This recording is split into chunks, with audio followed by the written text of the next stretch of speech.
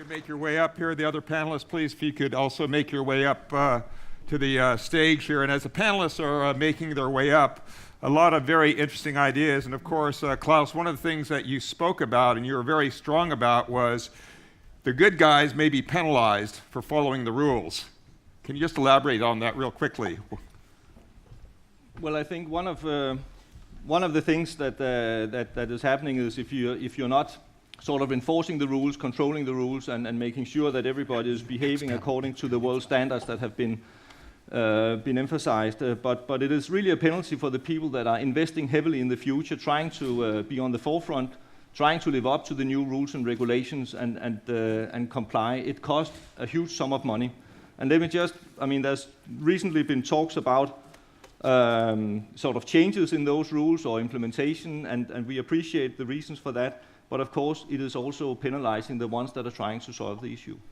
So when we talk about what's next, one of the things that you're very concerned about is whether it will be a level playing field or whether it will be an unlevel playing field. And a lot of that not only comes down to the individual behavior of the ship owners and the decisions they make, but the regulatory enforcement as well. So that's a big concern for you over the next few years. Let me introduce the other panelists very quickly here.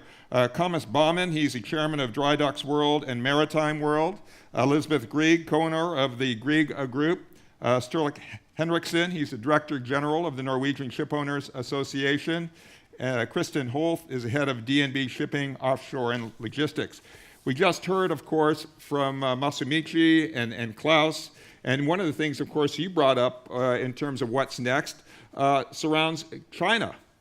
We don't know exactly. We know that in their new 5-year plan, they want to put greater emphasis, of course, on their domestic economy. It's starting to show up. You named some statistics there. So that's one thing that you're watching. Shale gas. We want to talk about shale gas. That is a huge game changer. We'll talk about that a little more later. But before we get to those, I want to ask the other panelists who we haven't heard from yet, what do you see as the big game changer in terms of what's next over the next few years? Kristen. You actually mentioned it, and I find that's shale liquids from the US. Oil and gas coming from the US will have a much bigger effect on not only energy market, it will have on the LNG market, on the chemical market, on the crude oil market, on the Jones Act market, and we have just seen the beginning. So for me, this is I think many of the other issues we're talking about is more evolution. The shale liquids is more a revolution. Okay. Shale, a revolution there. Sturla, would you agree? Yeah, I agree with that. And I would also add that we are witnessing massive shifts in the economic and political centers of gravity in the world. Of course, the emergence of China as a massive force on the world economy. That will alter both the pattern of trade, production and consumption. Also, this industry entering into the entire ocean space, harvesting the vast natural resources and energy resources there. Higher regulatory standards will be a key driver, and of course what is happening up in the Arctic where climate changes are dramatic. When you talk about China, what assumptions are you making? Because actually the economy is slowing there. We're seeing that certainly in the commodity prices. That has an impact, of course, on shipping. What assumptions are you making about China over the next 5-year period? We don't make our own predictions on that. There are wise men who have and women who have done that. But what we see is that, of course, even though China is slowing, it's still a formidable force in world economy, and growth rates are considerably above what we see in the Western world. Yeah. One of the very interesting things I think that you pointed out, and rightly so, is if China is putting more emphasis on its domestic economy at a time when wages are rising, this may shift the patterns of manufacturing either to other places in Asia or to Mexico or to Latin America. That could be a real game changer. Yes, that's possible. That I said in my speech. Shipping, however, is a servant of the trade. We cannot create the demand or volume of the freight. Therefore, we have to carefully watch what will happen to all areas of the world. Okay. Elizabeth Grieg, if you had to choose the next big thing over the next few years, what would it be? We've heard about shale, we've heard about China, harsher regulation.